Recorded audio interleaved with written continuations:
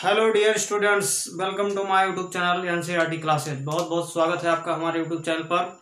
और आज की क्लास में हम लोग जो डिस्कस करने वाले हैं उसका नाम है आईयूपीएसी नामकरण। केमिस्ट्री का ये कार्बन के कंपाउंड का एक पार्ट है जो कि बहुत महत्वपूर्ण है आपके लिए, कक्षा 10 के लिए।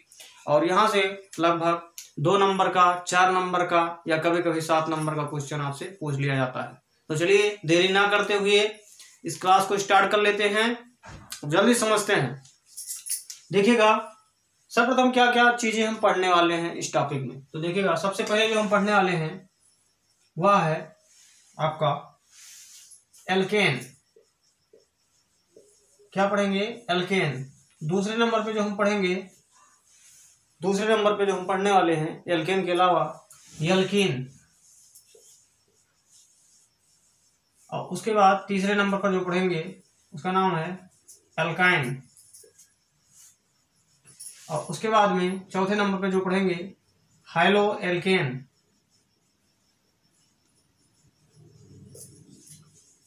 उसके बाद में 5वें नंबर पर जो पढ़ने वाले हैं वह है एल्कोहल।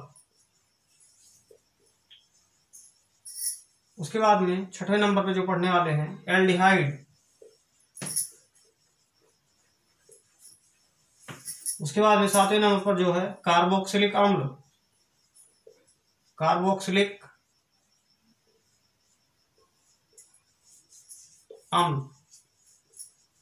और जो आखिरी टॉपिक है हम लोगों का वह होगा 8वां नंबर, और वो है कीटोन।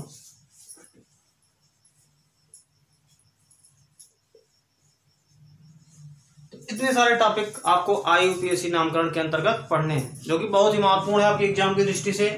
तो चलिए इस समय ना गंवाते हुए जल्दी से स्टार्ट करते हैं। पहला टॉपिक जिसका नाम है एल्केन।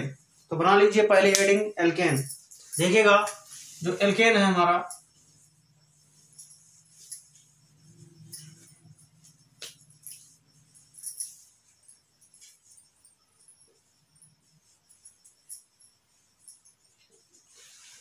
तो एल्केन के बारे में जान लीजिए। सबसे पहले एल्केन में क्या होता है, जो भी यहाँ पर आपका स्ट्रक्चर बनेगा वो सिंगल बॉन्ड में जुड़ा रहेगा। यानी कि एल्केन क्या होता है, एल्केन में एकल बंध होता है। क्या होता है? एकल बंध होता है। एकल बंध होता है। तथा दूसरी बात, ये तो पहली बात हो गई। दूसरी बात, इसका जो अनुलग्नक होता है, अनुलग्नक मतलब सफिक्स होता है, अंग्रेजी में सफिक्स कहा जाता है। सफिक्स अंग्रेजी में हम इसको क्या बोल सकते हैं? सफिक्स बोल सकते हैं। यह जो होता है वह होता है एन। मतलब क्या है, आप हिंदी में जानते होंगे उपसर्ग और प्रत्यय। तो हम देखते हैं कि उपसर्ग जो होता है वह शब्द के पहले जुड़ता है और जो प्रत्यय होता है शब्द के बाद में जुड़ता है। तो ये भाई जो हैं ये प्रत्यय हैं। ये क्या है? प्रत्यय हैं। इनको प्रत्यय हिंदी में कहा जाता है। और इस अगर भाषा में देखा जाए अंग्रेजी में सफिक्स, और विज्ञान की भाषा में क्या बोलेंगे? अनुलग्नक बोलेंगे। ठीक है, तो यहाँ पर अंतिम में ए जुड़ जाएगा। तो चलिए देखते हैं एल्केन का पहला स्ट्रक्चर जो कि महत्वपूर्ण है आपके लिए। देखिएगा शुरुआत में आपको बताया गया है कि मान लिया ये कार्बन है, तो कार्बन में क्या होते हैं आपको कैसे याद रखना है चीजें। कार्बन में आपको यह ध्यान रखना है कि कार्बन के हमेशा 4 ही यार होंगे। कितने यार होंगे? 4 यार होंगे। 4 यार होंगे। तो कैसे भाई 4 यार होंगे? कहने का मतलब क्या है कि ये कार्बन है तो इसके 4 तरफ मतलब सिंगल बॉन्ड होगा। क्या होगा? सिंगल बॉन्ड, यानी एकल बंध होगा। और यहाँ पर क्या होगा? हाइड्रोजन जुड़ा होगा। एक हाइड्रोजन यहाँ जुड़ा होगा, एक यहाँ जुड़ा होगा, एक हाइड्रोजन यहाँ जुड़ा होगा और एक हाइड्रोजन यहाँ जुड़ा होगा। तो अब हम इसको कैसे पहचानेंगे कि इसका नाम क्या है? आईयूपीएसी में नाम कैसे लिखा जाएगा? तो इसका नाम मैं पहले लिख देता हूं, फिर मैं बताऊंगा आपको कि कैसे हमें सीखना है। इसका नाम जो है मीथेन है। क्या है? मेथेन। इसका नाम क्या नाम है? मेथेन। इसका नाम मेथेन है। मुझे कैसे पता चला कि इसका नाम मेथेन है? तो देखिएगा किस प्रकार से हम समझेंगे चीजों को। तो अगर कार्बन की जो संख्या है, जो कार्बन की संख्या है उस कार्बन की संख्या पर डिपेंड करता है कि हमें यहाँ पर मेथ लिखना है कि एथ लिखना है कि प्रोप लिखना है कि ब्यूट लिखना है कि आपका पेंट लिखना है कि हेक्स लिखना है कि सेप्ट लिखना है। इस प्रकार से हमें देखना पड़ेगा। ठीक है, तो चलिए यहाँ पर हम समझ लेते हैं। सबसे पहले कार्बन की संख्या को समझते हैं। तो इसके लिए जो कोड है आपका वो देखिए, कार्बन की संख्या यहाँ पर लिखेंगे कार्बन की संख्या,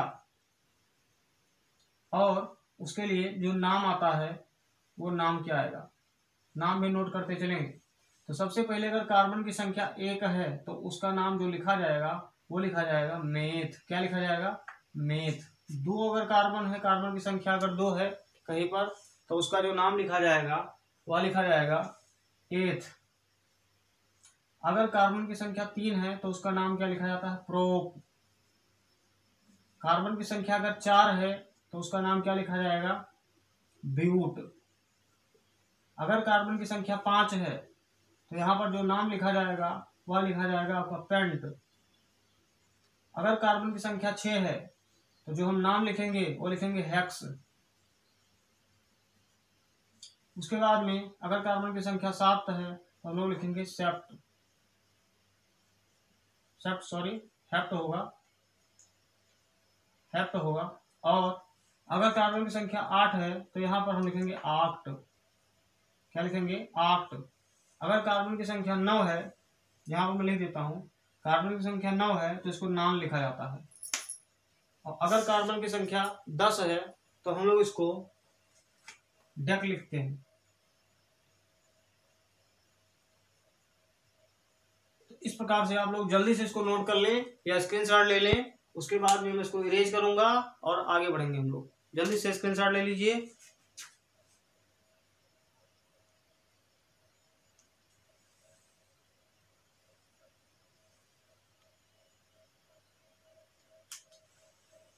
चलिए, उम्मीद है आपने स्क्रीनशॉट ले लिया होगा या नोट कर लिया होगा। तो अब हम इसी के हिसाब से यहाँ पर हम इसका नाम लिखेंगे। देखिएगा, सबसे पहले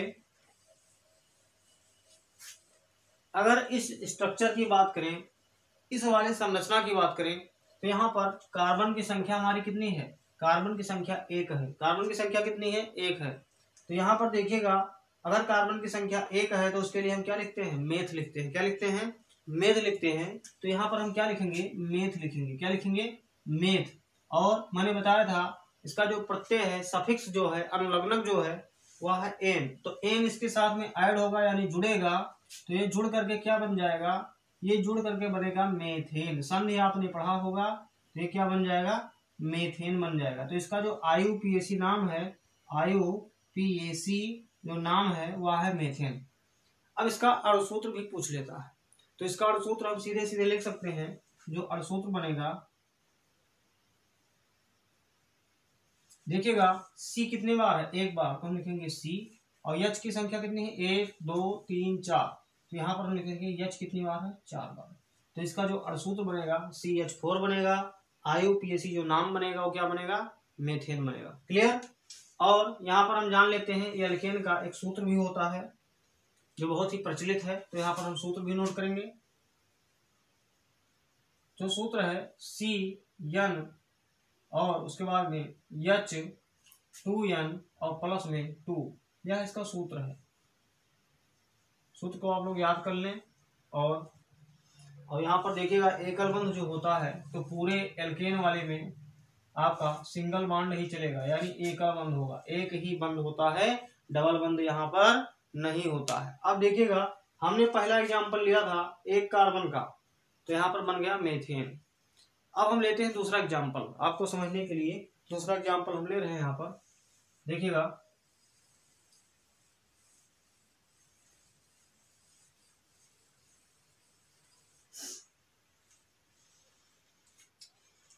जो आपका दूसरा एग्जाम्पल है वहां पर इस एग्जाम्पल हम लोग लेंगे 2 कार्बन, और कार्बन कार्बन के बीच में सिंगल बॉन्ड होगा। देखिए सिंगल बॉन्ड है। अब यहाँ पर भाई कार्बन के 4 यार होने चाहिए। कितने यार होने चाहिए? 4 यार कार्बन के होने चाहिए। अगर 4 यार नहीं है तो मतलब आपका स्ट्रक्चर ही गलत है। स्ट्रक्चर गलत है तो सब कुछ गलत है। तो देखिएगा, 4 कार्बन देना पड़ेगा हमको। तो भाई कार्बन के 4 यार यानी 4 हाइड्रोजन या 4 बॉन्ड होने चाहिए। तो यहाँ पर हमने देखिएगा ये 4 बॉन्ड इसके कंप्लीट हो गए। लेकिन आप लोग कहेंगे कि गुरुजी यहाँ तो 4 बॉन्ड नहीं है, यहाँ तो सिर्फ 3 हाइड्रोजन है, तो 3 हाइड्रोजन नहीं है।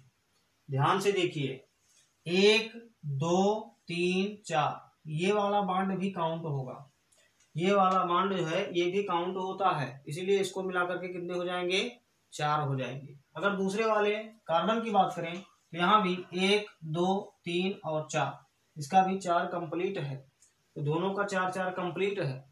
अब आप ये बताएं कि कार्बन की संख्या कितनी है भाई, तो कार्बन की संख्या तो 2 है ना, 1 कार्बन 2 कार्बन, तो 2 कार्बन के लिए हम लोग क्या लिखते हैं, एथ लिखते हैं। क्या लिखते हैं, एथ। चलिए नामकरण कर लेते हैं जल्दी से, तो ये क्या लिखा जाएगा, एथ, और इसका जो अनुलग्नक है वह होता है एन, तो दोनों मिलाएंगे तो क्या बनेगा, तो हमारा बन जाएगा एथेन। क्या बन गया, एथेन। तो ये क्या है, ये IUPAC नाम है इसका, IUPAC नाम। अब इसका अणुसूत्र कैसे लिखेंगे,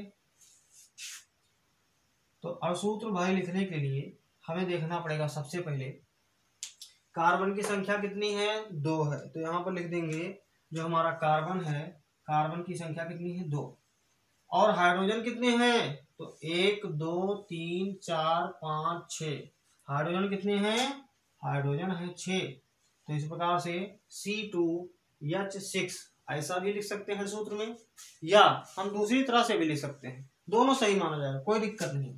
तो या करके हम लिख सकते हैं भैया CHH यानी CH कितना है, 3 बार, तो CH3 लिख सकते हैं।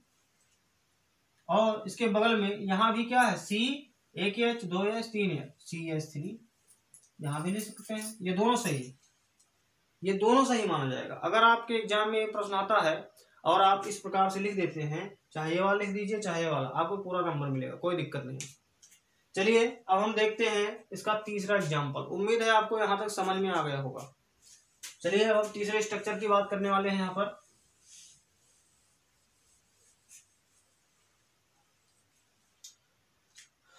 जो हमारा तीसरा एग्जाम्पल है उसमें हम ले रहे हैं 3 कार्बन, 1 2 3, ये देखिए यहाँ बांड, और इसके सभी के 4 4 बांड हमें बनाने हैं।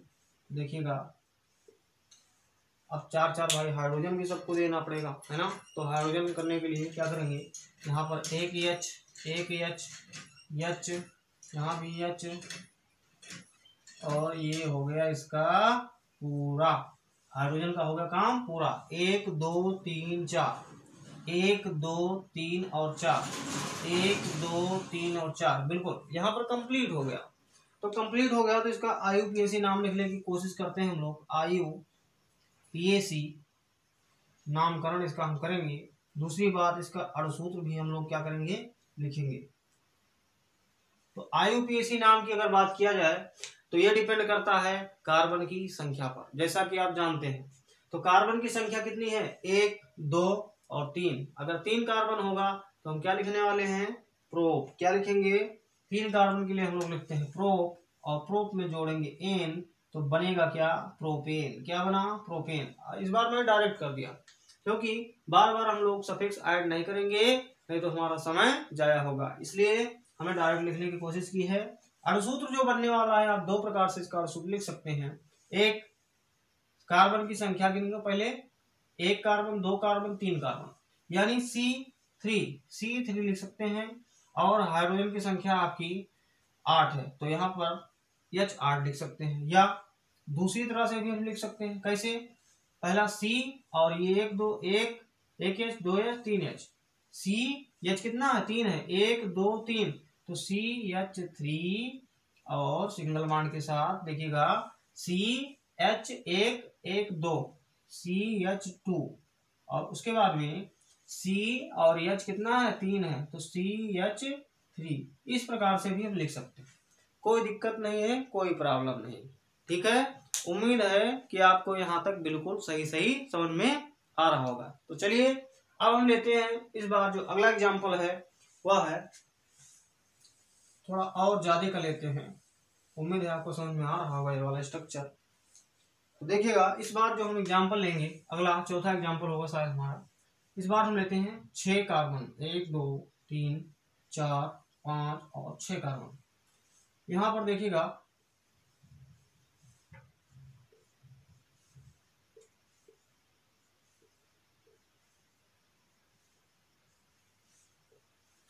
तो भाई सबको हाइड्रोजन भी देना पड़ेगा, है ना। तो चलो सबको हाइड्रोजन देते हैं जल्दी से।